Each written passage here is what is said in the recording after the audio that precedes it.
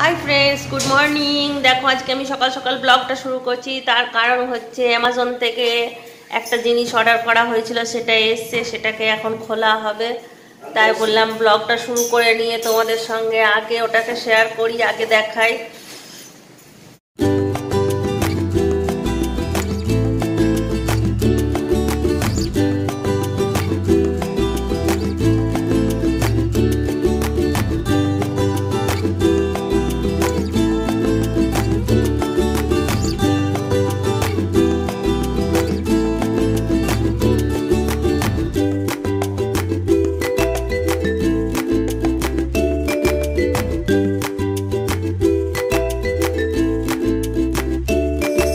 দেখো এই ট্রাইপডটাই এসছে।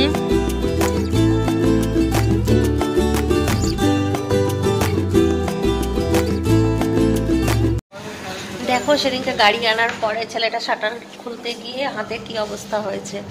পুরো হাতের এখানে আঙুলটা একটুখানি কেটে গেছে, এইখানটা নিয়ে আবার রাত্রেবেলায় গিয়ে ওর ব্যান্ডেজ ফ্যান্ডেজ করিয়ে নিয়ে এসছে। এখন ঠিক আছে, তবে একটুখানি লেগে গেল, ওইটাই যা ব্যথা আছে। আচ্ছা, আমার ছেলের একটা চ্যানেল আছে, ওটা গেমের চ্যানেল, সব দেখার দরকার নেই, কিন্তু আমাদের কার আসার পুরো ব্লগটা ও করেছে, দারুণ এডিটিং করেছে। যে ওর ব্লগটা দেখবে সে ওর প্রেমে পড়ে যাবে, কিন্তু একবার হলেও ওর ব্লগটা দেখে নেবে। কি নাম তোর চ্যানেলটার বলে দে? Team গ্ল্যাডিয়েটরস official. ও দারুণ ব্লগ করে, দারুণ। আজ থেকে নয়, ওর যখন ক্লাস 8-এ তখন থেকে ও ব্লগ করে, কিন্তু এখন একদম প্রফেশনাল ব্লগার হয়ে গেছে। দারুণ ব্লগ করে। আমি তো কালকে রাত্রেবেলায় দেখে একদম পুরো ফিদা হয়ে গেছি। তোমরাও পারো তো দেখে নেবে। দেখো ছোটকুর জন্য একটুখানি ম্যাগি বানিয়ে নিলাম, ওকে এবার ম্যাগি দিয়ে দেবো একটুখানি। আর বড় ছেলে কিছু খেয়ে গেল না, ও টিউশন চলে গেল। ও বললো আমি এসে খাবো। বললাম ঠিক আছে, এসে খাবে, দেখি কি খাবে। ও আবার ম্যাগি ট্যাগি খুব একটা পছন্দ করে না, ওকে আবার রুটি দিয়ে দেবো, রুটি খেয়ে নেবে। চলো এখন আবার ম্যাগিটা করে ছেলেটাকে দিয়ে দিই, তারপরে একটুখানি ঘর পরিষ্কার করে রান্না বান্না করবো। সারাদিনের একই রুটিন, তাই যা করবো ব্লগ মানেই তো হচ্ছে তোমাদেরকে দেখাবো প্রত্যেক দিনকার ব্লগ। চলো দেখতে থাকো, আমার সাথে থাকো। দেখো পিয়ার থেকে কাপগুলো দিয়েছে, খুব সুন্দর না? আমার তো খুব পছন্দ হয়েছে। আর আমার কাপ এমনিতেই ভালো লাগে, আমার একটা কাপে প্রত্যেকদিন চা খেতে ভালো লাগে না। আমার মনে হয় নতুন নতুন কাপ থাকতো, নতুন নতুন চা খেতাম, তাহলে ভালো হতো। তো এই কাপটা কিনে আমার খুব ভালো লেগেছে। এই দেখো একটু বেসন গুলে নিচ্ছি, কারণ মা মুড়ি খাবে, মায়ের জন্য একটুখানি পকোড়া করে দিই।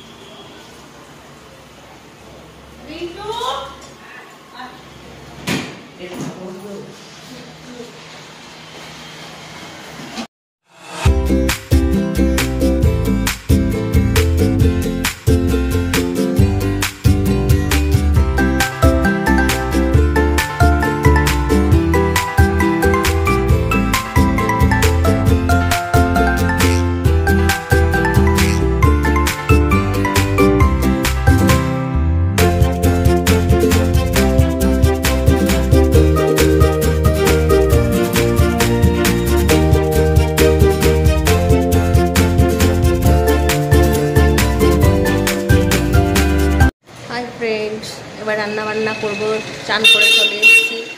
চলো দেখি আজকে কি রান্না করি। রান্না করব ইলিশ মাছ।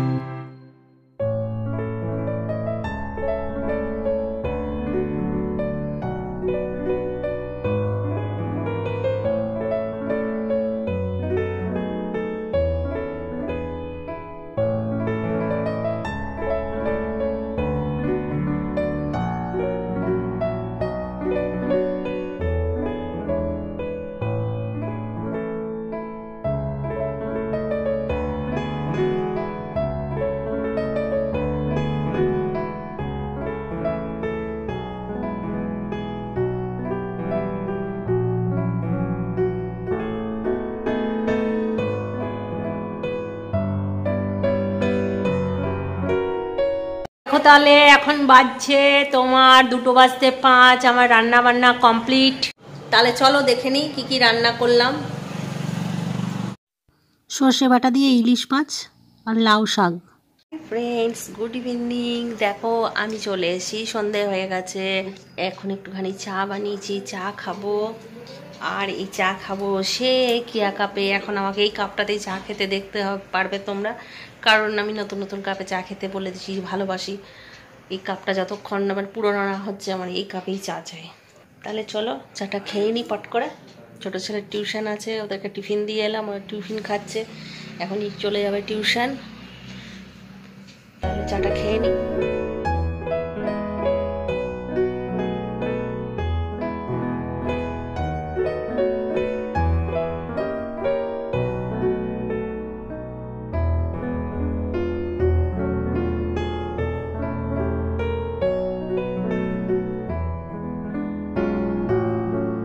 এই দেখো চা খেয়ে আবার চলে এসেছি তোমাদের সঙ্গে আড্ডা দিতে। চা খেলাম, চা খেয়ে নিয়ে ব্লগ দেখছিলাম, ব্লগ দেখলাম কতগুলো। তারপর বললাম যে না একটুক্ষণ গল্প করি, তারপরে আবার গিয়ে দেখি রাতের কি ডিনার বানায়। তো ওই জন্য বললাম একটুখানি কথা বলি। গাড়ি আনার দিনটা বেশ ভালোই এনজয় করলাম সবার মিলে, রান্না বান্না খাওয়া দাওয়া রাত 12টা পর্যন্ত হই হুল্লোড় করলাম। চলো আবার 26 তারিখ আমাদের আবার একটা পিকনিক আছে, দাদার বার্থডে। সেই দিনটা আবার একটুখানি মজা হবে, সবাই মিলে একসঙ্গে কাটাবো। এই করেই জীবনটাকে পার করে দিত। অনেক দুঃখ, অনেক কষ্ট, অনেক কিছু গেছে জীবনে, আর কি এইভাবেই জীবনটাকে পার করে দিতে পারলেই বাঁচি। আর হেল্প করে ওরা, খুব হেল্প করে সব কিছুতেই, শুধু গাড়ি আনা নয়, সব কিছুতেই হেল্প করে। আমার গৃহপ্রবেশও যখন এই ঘরে শিফটিং হচ্ছিল তখনও ওরা খুব হেল্প করেছিল। সুজিত তো সমস্ত কিছু ঘরে জিনিসপত্র আনা, সমস্ত কিছুতে খুব হেল্প করেছিল। পুজোর সময় ছিল, ওর ছুটিও ছিল।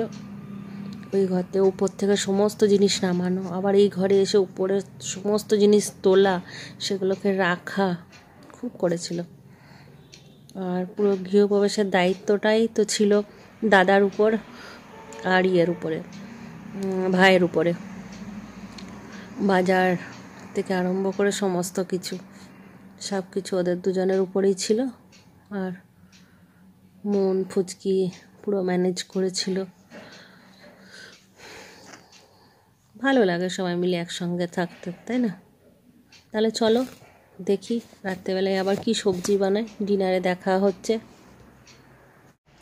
চলো দেখতে দেখতে বেজে গেল 8:20। আমিও চলে এলাম রান্নাঘরে, দেখি কি বানানো যায়, একটু কিছু বানিয়ে নিই রুটি খাওয়ার জন্য।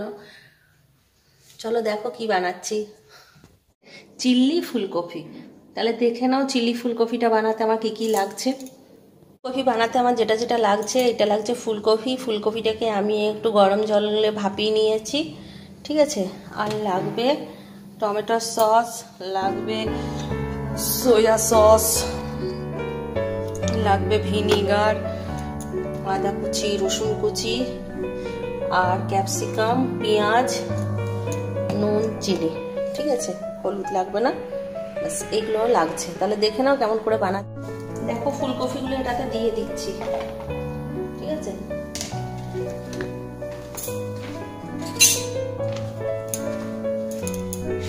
এবার এর মধ্যে দিয়ে দেবো একটা ডিম,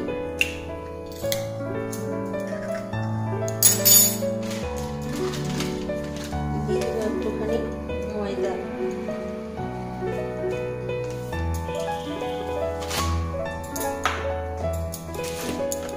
একটু নুন। ভালো করে মেখে নাও।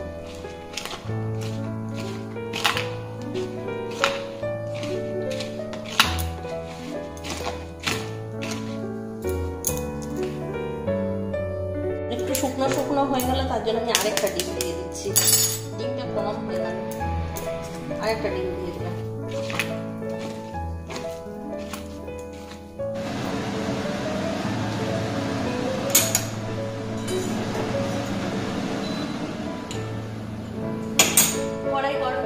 এতে আমি তেল ঢেলে দেবো, সাদা তেল।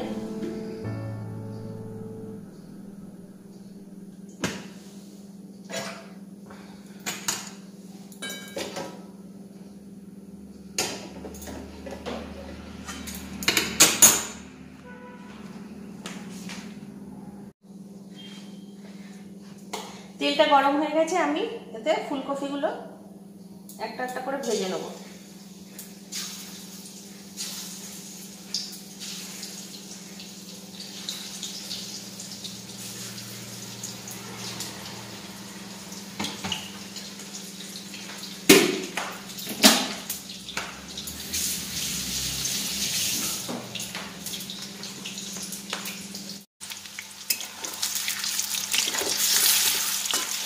আমি এগুলো লাল লাল করে ভেজে তুলে রাখবো।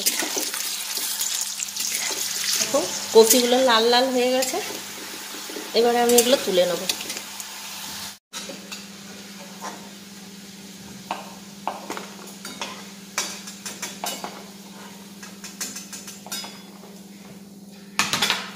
এভাবে আমি সবগুলো ভেজে নিচ্ছি।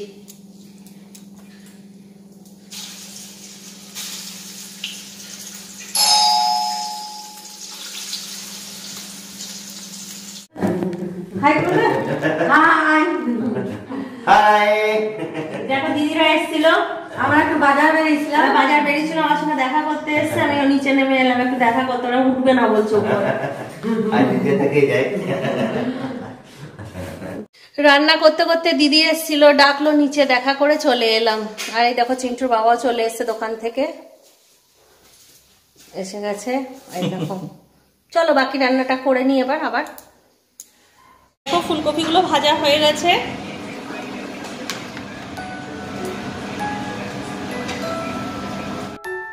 দেখো তেল গরম হয়ে গেছে, আদা কুচিগুলো প্রথমে দিয়ে দিয়েছি, এরপর রসুনগুলোও দিয়ে দিলাম।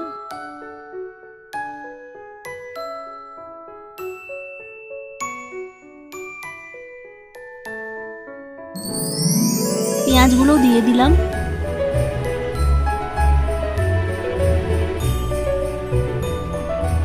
এবারে দিয়ে দিচ্ছি ক্যাপসিকামগুলো।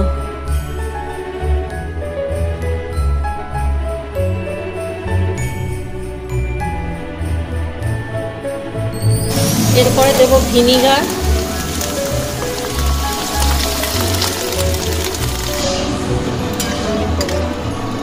দেখো এতে টমেটো সস আর সয়া সস আর ভিনিগার দিয়ে দিয়েছি।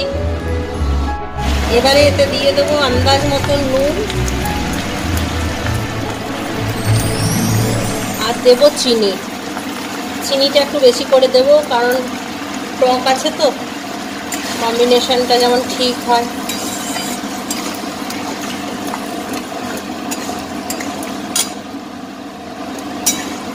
চিনিটা একটু গলে গেলে কফিগুলো মিশিয়ে দেবো। চিনিটা গলে গেছে আর এটা ফুটছে, এবারে আমি কফিটা দিয়ে দেবো।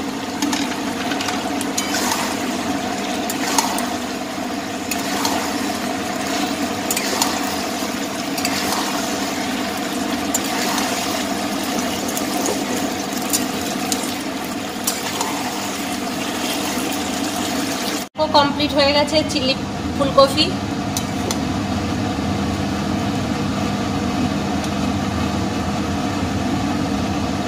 এবার ছেলেটাকে খাবার দেবো, খিদে পেয়েছে।